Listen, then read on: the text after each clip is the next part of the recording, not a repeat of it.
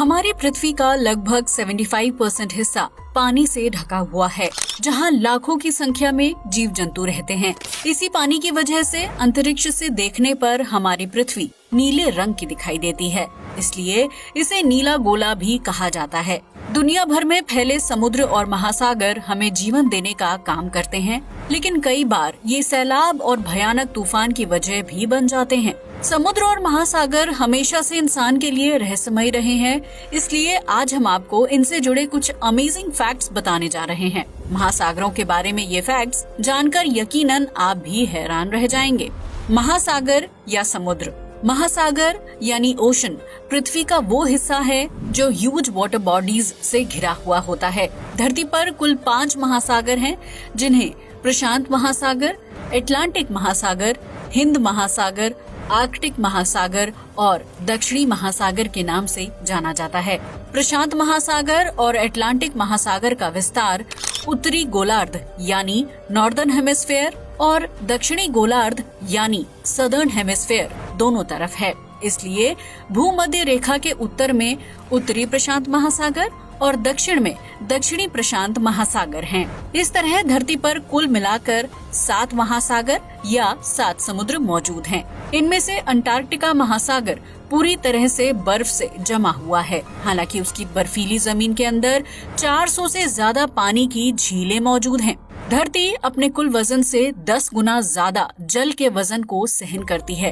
धरती पर मानव आबादी सिर्फ 20 से 25% हिस्से पर रहती है। उसमें भी ज्यादातर जगहों पर जंगल, रेगिस्तान, पहाड़ और नदियां हैं। ऐसे में समुद्र के 70 से 75% हिस्से को तो अभी मानव पूरी तरह से देख भी नहीं पाया है। प्राचीन काल से लोग सागर की यात्रा करने और इसके रहस्यों को जानने की कोशिश में लगे हुए हैं। हालांकि अभी तक किसी को इसमें कामयाबी नहीं मिल पाई है। तो चलिए अब जानते हैं समुद्र से जुड़े कुछ अमेजिंग फैक्ट्स। समुद्र में छिपी हैं कई नदियां, झील और झरने। जी हाँ, आपने बिल्कुल सही सुना। महासागर के अंदर वास्तव में कई झीलें, झरने और नदियां हैं जो आसानी से किसी को नजर नहीं आते हैं। आपने पहाड़ों के बीच से बहती हुई नदी, झील और झरने तो बहुत बार देखे होंगे, लेकिन समुद्र के अंदर इनका एक व्यापक रूप देखने को मिलता है। समुद्र के अंदर मौजूद इन नदियों, झीलों और झरनों का आकार कुछ फीट से लेकर मीलों तक हो सकता है। अब सवाल खड़ा होता है कि आखिर समुद्र के अंदर इनका निर्माण कैसे होता है। दरअसल ये झील और नदियां तब बनती हैं जब समुद्री पानी नमक की मोटी परतों से रिसने लगता है। ऐसे में जब नमक की परत घुल जाती है तो पानी के अंदर दूसरे निकाय बनने लगते हैं। महासागर के अंदर मौजूद ये नमकीन पूल समुद्री जानवरों के झुंड को आकर्षित करने का काम करते हैं। पृथ्वी पर पानी के अंदर सबसे बड़ा नोन झरना ग्रीनलैंड और आइसलैंड के बीच मौजूद है, जिसमें 75,000 क्यूबिक फीट पानी है और वो 11,500 फीट की गहराई तक गिरता है। इस झरने का निर्माण तब हुआ जब डेनमार्क के पूर्वी दिशा से पानी विपरीत दिशा में मौजूद गर्म पानी से मिलने लगा। प्रकाश देता है महासागर को गहरा नीला रंग। आप में से बहुत से लोगों को ये लगता होगा कि समुद्रों का नीला रंग उसका अपना प्राकृतिक रंग है, लेकिन ऐसा बिल्कुल भी नहीं है। दरअसल महासागर में दिखाई देने वाले गहरे नीले रंग का निर्माण प्रकाश की वजह से होता है। ये नीला रंग कलाकार और संगीतकारों को प्रेरणा देने का काम करता है, लेकिन असल में महासागर का नीला रंग लाइट स्पेक्ट्रम के लाल हिस्से में रंगों को एब्जॉर्ब करने वाले पानी की वजह से पैदा होता है। अगर आप कभी साफ और ठहरे हुए पानी को ध्यान से देखेंगे तो पाएंगे कि उसका रंग गहरा नीला नहीं होता, बल्कि वो हल्के हरे, लाल और दूसरे रंगों का दिखाई देता है। लेकिन जब इसी पानी को हम बड़ी मात्रा में एक साथ देखते हैं तो वो दूर और नजदीक दोनों जगहों से गहरे नीले रंग का दिखाई देता है। आप समुद्र की जितनी गहराई में जाएंगे वहाँ इसका रंग उतना ही गहरा नीला होता जाएगा। समुद्र में है पृथ्वी का अधिकांश जीवन। धरती पर मौजूद महासागर जीवन देने का काम करते हैं, क्योंकि यहाँ धरती का अधिकांश जीवन मौजूद है। पृथ्वी पर जीवन की शुरुआत भी समुद्र से ही हुई थी, जो बाद में मानव जाति के जन्म का कारण बना। इंसान अब तक समुद्र का 5% हिस्सा ही खंगाल पाया है, जिसमें लाखों करोड़ों जलीय जीवों की प्रजातियां रहती हैं। ऐसे में बाकी के 65 से 70% हिस्से में कितने जीव रहते होंगे, इसका सटीक अंदाजा लगा पाना किसी के लिए भी संभव नहीं है। इन समुद्रों में सिंगल सेल वाले जीवों से लेकर व्हेल और शार्क जैसे हर तरह की प्रजाति पाई जाती है। इसके अलावा हमारे महासागर मछली की डिफरेंट प्रजातियां, ऑक्टोपस, स्क्वाड ईल, डॉल्फिन, क्रिस्टेशियन जैसे जीवों से भरे हुए हैं। शोधकर्ताओं का मानना है कि इंसान ने अब तक केवल सतह के नीचे मौजूद संभावित समुद्री जीवों को ही देखा और पहचाना है। यहाँ स्तनपायी प्रजातियां भी हो सकती हैं, जिनकी खोज अभी बाकी है। आपको बता दें कि हर साल समुद्र में जीवों की लगभग 2000 नई प्रजातियों की खोज की जाती है। समुद्र में आपको कोई नहीं मिलेगा। क्या आपने कभी सोचा है कि अगर आप समुद्र के बीचों बीच मौजूद किसी सुनसान द्वीप पर फंस जाएं, तो आप क्या करेंगे? शायद नहीं। खैर, अगर आप समुद्र के बीच या किसी सुनसान द्वीप पर फंस जाते हैं, तो ये सिचुएशन आपके लिए बेहद भयानक साबित होगी। महासागरों का कुछ हिस्सा इतना वीरान है कि यहाँ फंसना अपनी मौत को न्योता देने के बराबर होगा, क्योंकि यहाँ दूर दूर तक आपको कोई नजर नहीं आएगा। समुद्र के नेमो पॉइंट, यानी कि वो पॉइंट जहाँ कोई न हो, के आसपास की निकटतम भूमि 1600 किलोमीटर दूर होती है। ऐसे में उस जगह से आपके सबसे पास अंतरिक्षी यात्री होंगे।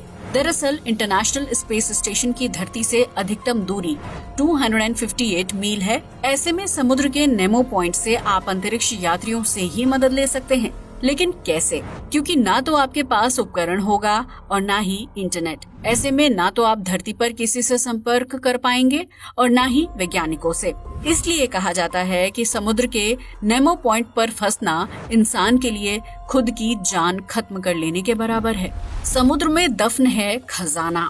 आपने किस्से कहानियों में समुद्री लुटेरों और खजाने का जिक्र जरूर सुना होगा, लेकिन क्या आपने कभी ये सोचा है कि आखिर समुद्र के रास्ते ले जाया जाने वाला खजाना कहाँ गायब हो जाता था? आपको ये जानकर हैरानी होगी कि दुनिया भर के अलग अलग महासागरों में खजाना दफन है, जिस तक पहुँचने की कोशिश कई लोग कर चुके हैं। दरअसल प्राचीन समय में समुद्री डाकू जिस खजाने को लूटते थे, वो कभी कभी तूफान और बड़ी लहरों की चपेट में आ जाने की वजह से समुद्र में डूब जाता था।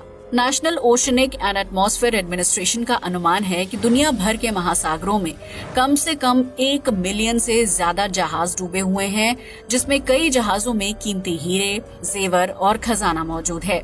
वहीं अगर समुद्र में खुले खजाने की बात करें तो उसकी वर्तमान कीमत $60 बिलियन या उससे ज्यादा हो सकती है। लेकिन सवाल ये है कि उस खजाने तक सबसे पहले कौन पहुंचेगा और क्या वो समुद्र की गहराई से वापस जिंदा लौट पाएगा?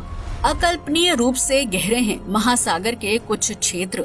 समुद्र कितना गहरा है, इसका अंदाजा कोई नहीं लगा सकता। हालांकि हम में से ज्यादातर लोगों का यही मानना है कि पूरा समुद्र गहरा है, लेकिन ऐसा बिल्कुल नहीं है, क्योंकि समुद्र में कुछ ऐसी जगहें भी हैं जो अविश्वसनीय रूप से बहुत गहरी हैं। अब तक महासागर का सबसे गहरा और अंतिम बिंदु चैलेंजर डीप को माना जाता है, जो पश्चिमी प्रशांत महासागर के नीचे मारियाना ट्रेंच के दक्षिणी छोर पर है। 36,200 फीट यानी 11 किलोमीटर की गहराई पर मौजूद ये जगह इतनी गहरी है कि इसके अंदर माउंट एवरेस्ट के सभी हिस्से आसानी से फिट हो सकते हैं। विक्टर वेस्कोवो नाम के व्यक्ति ने समुद्र के सबसे गहरे हिस्से तक पहुंचने वाले पहले व्यक्ति के रूप में रिकॉर्ड दर्ज किया है। लेकिन अफसोस की बात है कि महासागर में बढ़ते प्रदूषण की वजह से प्लास्टिक प्रदूषण ने भी चैलेंजर डीप तक पहुंचने के लिए अपना रास्ता बना लिया है। समुद्र के अंदर है बहुत सारा सोना। क्या आपको गोल्ड के जेवर या रिंग पहनना पसंद है, लेकिन ज्यादा कीमत की वजह से उसे खरीदने से घबराते हैं? तो आपको चिंता करने की जरूरत नहीं है, क्योंकि समुद्र के अंदर बहुत सारा सोना है जिसे आप अपना बना सकते हैं। ये हम समुद्र में मौजूद खजाने को खोजने की बात नहीं कर रहे हैं, बल्कि हम आपको एल्केमी में हाथ आजमाने की सलाह दे रहे हैं। इस रसायन विज्ञान को सीखने के बाद आप समुद्र के पानी को सोने में तब्दील कर सकते हैं।